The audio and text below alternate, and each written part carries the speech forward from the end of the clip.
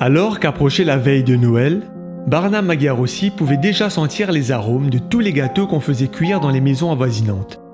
Il vivait à l'époque de la Roumanie communiste pendant les années 80, et malheureusement, cette odeur agréable n'envahirait pas son appartement ce soir-là. « N'aurons-nous pas nous aussi quelque chose de spécial pour Noël ?» demanda Barna à sa mère Geneviève. « Je n'ai pas encore trouvé de recette pour faire un gâteau avec seulement 2 œufs, répliqua-t-elle. Déçue de ne pas avoir les ingrédients essentiels pour préparer une gâterie pour ses enfants, elle alla dans une autre pièce, ferma la porte et demanda de l'aide à Dieu.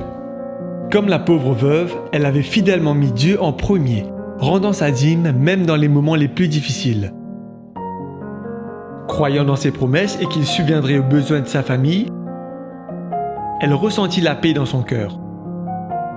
Quelques minutes plus tard, une des voisines frappa à la porte et demanda si Geneviève avait 2 œufs qu'elle pouvait emprunter, car elle n'en avait pas assez pour son gâteau de Noël.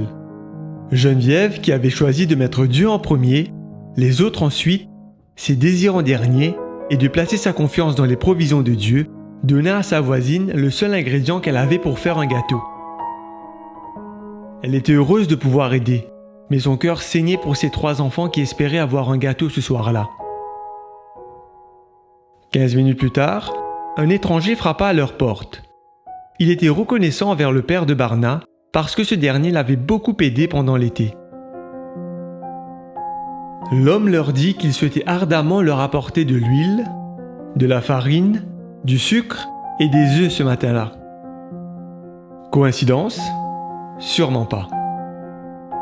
Il y a quelqu'un qui connaît tout, qui peut nous donner à manger au moment voulu, qui ouvre sa main et satisfait tous les besoins de ceux qui vivent.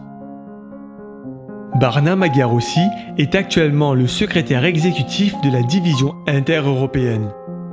Alors que vous adorez le Seigneur avec votre dîme et votre engagement, priez pour que vous fassiez plus confiance à ses capacités surnaturelles à pourvoir à tous vos besoins selon sa magnifique richesse par Jésus-Christ. Mettons nos désirs en dernier et Dieu en premier.